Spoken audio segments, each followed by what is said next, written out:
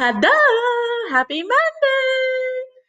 We are on chapter 4, rule 4. No, 5. Chapter 5, rule 5. 5. Okay. If you don't have the words you need, borrow someone else's.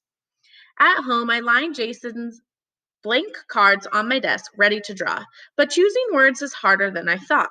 7 white squares, full of possibility. I look around my bedroom for ideas. From the checkered rug on my floor to the calendar of Georgia O'Keeffe flower paintings Dad bought me at the art museum he took me to last summer.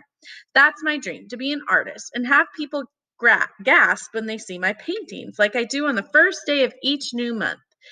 I have a tiny clothespin at the bottom of the calendar pages, so I don't cheat and peek ahead. I want each month's flower to be a surprise. On my door is a long mirror surrounded with colored sticky note reminders. My library books are due. Bring fine money.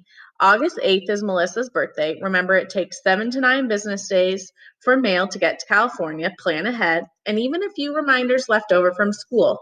Find lunch card, project due Tuesday. I kept those up because it's nice to see them and know that they don't matter anymore. On my desk is the little bamboo plant in the blue swirly dish Melissa gave me for my last birthday, and my computer with the longest, hardest to spell password I could think of, anthropological. That's so David won't figure it out. Across one bookshelf is a row of art supplies in cans, pencils, markers, and paintbrushes. On the next shelf are paint bottles and stacks of paper. Everything from thick watercolor paper to filmy sheets of jeweled colored tissue paper and lots of things I've collected. Shells, rocks, a tiny glass elephant, a blackened old skeleton kept by my grandmother. I kept it in because I like how it feels in my hand, the heart shape at the top and the jagged teeth at the bottom, and because not everything worth keeping has to be useful. Between my desk and my bed is a long window with a gauzy purple curtain that let daylight through. And when the curtains are closed and on the window sill in a row of tiny colored bottles, I bought one day at Elliot's Antiques, sunlight purple, green, and gold. On the other side of my desk hangs my bulletin board, covered with drawings and little paintings. A pencil gray castle I started but never finished. A monkey painted on an emerald tissue paper rainforest, a colored pencil carton from 3 years ago of my guinea pigs dancing. I still like it, even if it's old and I can do better now. Well, there's something. I pick up my pencil and I write on the first card, drawing. Guinea pig. Under my window, Nutmeg and Cinnamon pour happily through the shavings in their cage. Nutmeg lifts her head and I look away. Anytime they catch me watching them, my guinea pigs think I should feed them. Picking up the next card, I decide I shouldn't do just me words. The day with the guitar, Jason could have used something fiery to say, something juicier than sad or mad. A string of words popped into my mind, but I don't want to get in trouble with Mother, so I choose gross, awesome, stinks a big one. I'm not going to show these to Mom, especially the last one. I don't remember seeing exclamation points on any of Jason's other cards, but awesome with a period doesn't seem right. And if gross has one exclamation point, stinks has a big one. My pen hovers over the sixth card. I could do another favorite, raspberry sherbet or ice skating or goldfish. I look past my messy closet. Open closet doors carefully. Sometimes things fall out to the CD cases, the books lining the shelves near my bed. But Jason already has the book and the music, so who knows if he even likes raspberry sherbet. I could pick words about the clinic, hallway, or bookshelf or magazine, or I could do funny words like hoity toity, or angry ones like, oh yeah, or hurt words like, I didn't mean to. There's a gazillion words and phrases I could choose, but none of them seem quite right. So I push the blank card aside and I draw pictures for the others. Drawing a guinea pig is easy. I sketch an oval, fat and compact, add black eyes, tiny rounded ears, tuckered in feet, and a mess of which every way hair, kind of like a furry baked potato. The other words are harder. What does awesome look like? A smiley face, a sunrise, a double hot fudge sundae. The door creaks open a couple inches. A brown eye peeks through the crack. David never remembers to knock. It irritates me so much I tape the rule to my doorknob. This is Catherine's room. David must knock.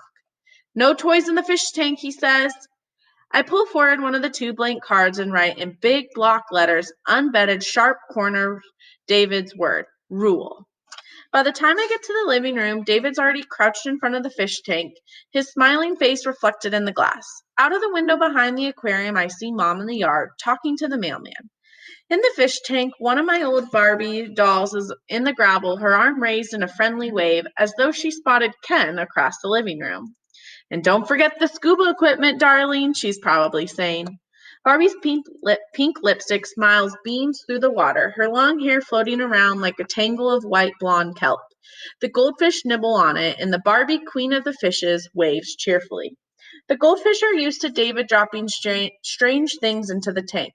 They always swim over to check out the newest arrival and try to eat it. When that doesn't work, they accept it along with their usual plastic plants and little castle. Remember the rule. I flip open the top of the aquarium. No toys in the fish tank.